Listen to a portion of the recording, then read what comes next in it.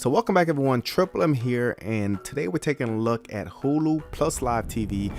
This is going to be my 2020 review. If you guys are subscribed to the channel, you know that every year I try to go over the different options for your pay TV. So I will be going over YouTube TV, Hulu plus live TV, Sling TV, Philo, AT&T TV. Also, we're going to take a look at Fubo TV. Any streaming service that you guys recommend in the description, I am willing to take a look at for you. So without further ado, let's go ahead and jump into it.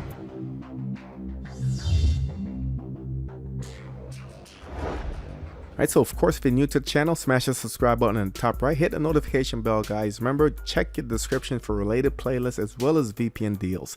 So not going to keep you guys much longer. Hulu plus live TV. So this is one of the big boys when it comes to streaming. So when it comes to streaming, guys, it's not about paying absolutely nothing. It's all about saving some money where you can. So if you have cable and you're paying $100, $90, $200, $300, if you get a service like this, you're going to save money automatically. Some people that want to pay $5 or $10, this is not the type of video for you. This is people that truly want to cut back on what they're spending, and in all essence will be saving a lot of money when they switch to one of these services. So first things first, should mention that Hulu plus live TV, just like a lot of the other streaming services, will come with a 7-day or a free trial period. So that means that you'll be able to sign up, evaluate the service, see if you like it, and as long as you cancel within that trial period, you will not be charged $1. It says it right here, largest streaming library.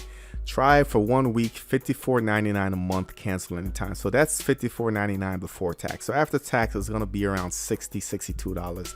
So you're going to pay a little bit more than they advertise. So when it comes to the live TV, guys, first thing people are going to ask is, what channels am I getting? So it gives you a breakdown of what channels you might be getting, just a broad blanket. But what you want to do is you want to go ahead and click on view channels in your area. I'm going to put in your zip code, and then it'll break it down tailored to your specific area. So for me, my local channels, so I'm getting a couple of news channels here. Look like it's about 9 of them. My entertainment channels, A&E, I do have E, HGTV, TLC, TNT, True TV. So for a lot of people, this is where the decision will be made. So if you watch your favorite show on Oxygen, for instance, if you don't have Oxygen, you're probably not going to sign up for the service. So this is where you want to take your time, look at the channels, see if it has your channels, see if it has the channels you watch, and then you can make a decision. For me, sports is very important. So I want to look for ESPN. I want to have Fox Sports 1 and 2, and any additional sports channel is just a bonus for me. So you can see they have a lot of sports channels. So this get a thumbs up for me. So they do have premium channels as well. So Cinemax, HBO, Showtime, and Stars, and I will be showing you guys the pricing on those. So if I click on add-ons, here are the add-ons for your premium channels. For the HBO, it's $14.99 additional, Cinemax $9.99, Showtime $10.99, and also Stars is $8.99. Enhanced Cloud DVR, so you do get free DVR 50 hours, but if you want to bump that up, you can go to Enhanced Cloud DVR. So what that one includes is 200 hours. You can fast forward through commercials, no limit on simultaneous recording, so you can record multiple shows at the same time. Unlimited screen is another thing, so you're not restricted to the 2 screens or 2 simultaneous streams, any amount of devices in your home. Plus you do get 3 screens when you're on the go. So entertainment add-on will give you the additional channels there, and they do have a Spanish add-on as well for $4.99. They do have a lot of add-ons, guys. It is going to add up. Keep that in mind when going through and selecting these different options. As far as your devices, this is available on your Mac and PC, of course in your web browser, on your Apple iPad, iPhone, on your Android tablets and phones, Roku on select models. Same thing, available on your Fire Stick, Fire TV, your Apple TV, Chromecast, Xbox, certain Samsung TV models, LG TV models, Nintendo Switch, Android TV, as well as your PlayStation 4. So basically, most of your devices are going to be covered. So here's just another breakdown of what you get for that base package, guys. You do get 1 week free at 7 days.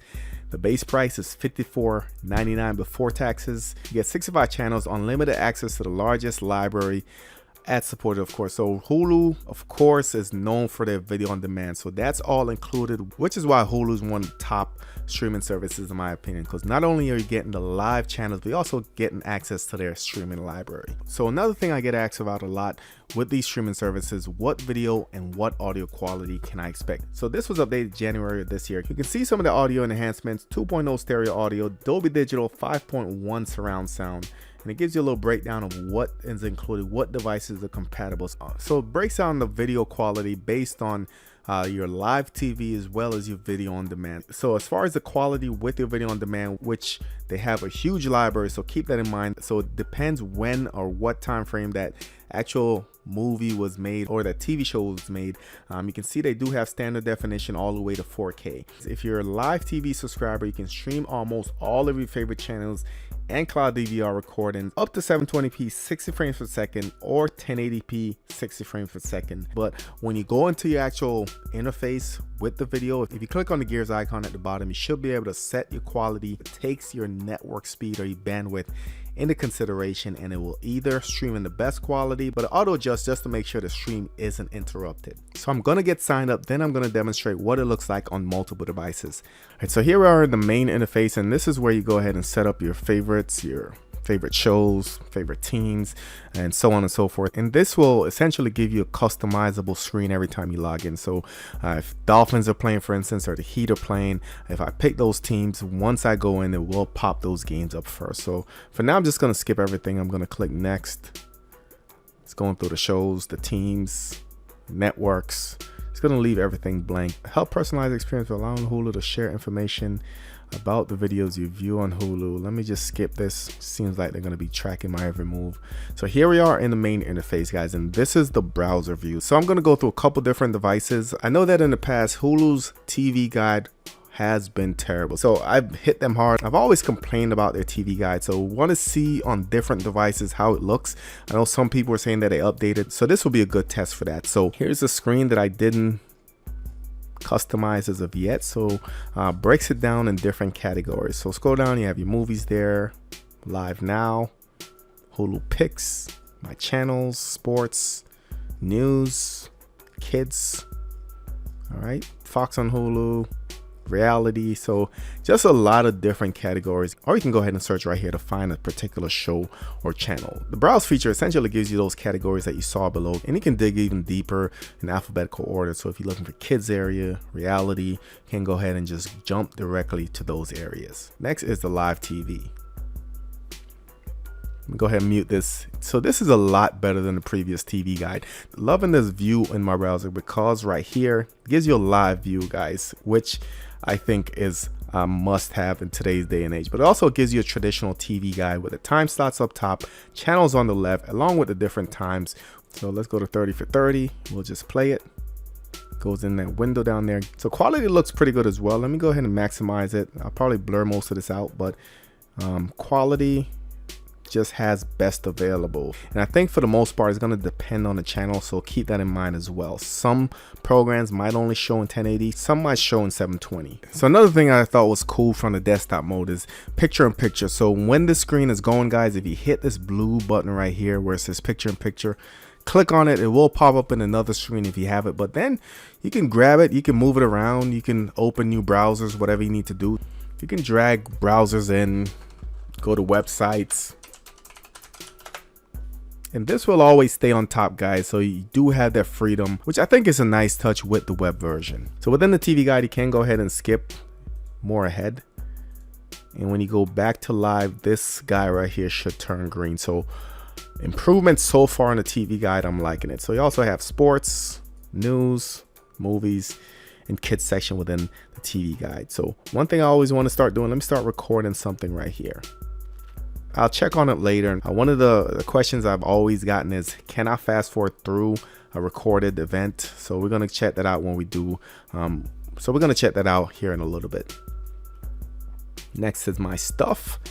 Look like I just started recording, so that's right there. I do have the option to manage my DVR. Tells you the recording. I have 47 hours left, storage of 50 hours. And if you go to your username, you can put it into night mode. So some people might actually like that a little bit better. So if I go back to live TV, that actually looks better in my opinion. What do you guys think? I'm just going to switch it back for this video.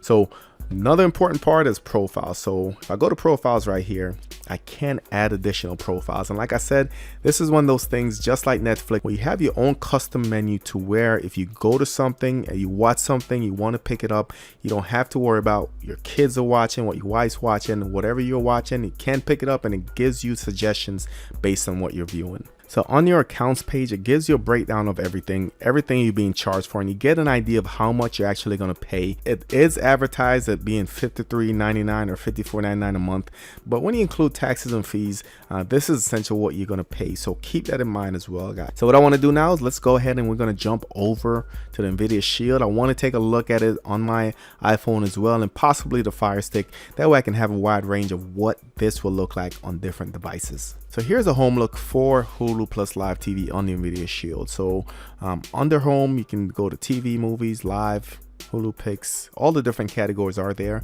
and it kind of breaks it down. Once you select that category at the top, you can scroll through. So live TV,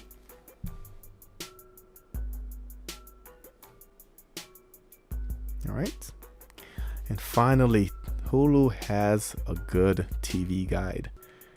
Awesome. So finally they fixed the TV guide. I'm like to think that they're watching my videos and know that I've been bashing how the TV guide looked in the past. So the TV guide looks pretty good, guys. There's a nice little timeline right there with a green line going through showing you that you are live. All right, pretty good. And if you go to the left, you can go to all, recent, sports, news, movies, the different categories. So look pretty good. All right, so that's your settings there, just to go up, go down to go to the TV guide. So not a lot of options to get into the video, but for the most part, the video looks pretty good.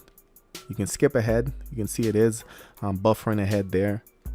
You can pause it if you wanted to. All right, so my stuff. So it has your TV shows, your movies.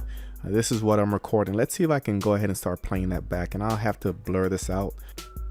All right, so that's look like it started recording from the beginning, which is pretty cool because I know I didn't leave off in the beginning. So can I fast forward through commercials? Look like we have some blocks there which would indicate commercials. Let's see. Yep. Can't skip through commercials.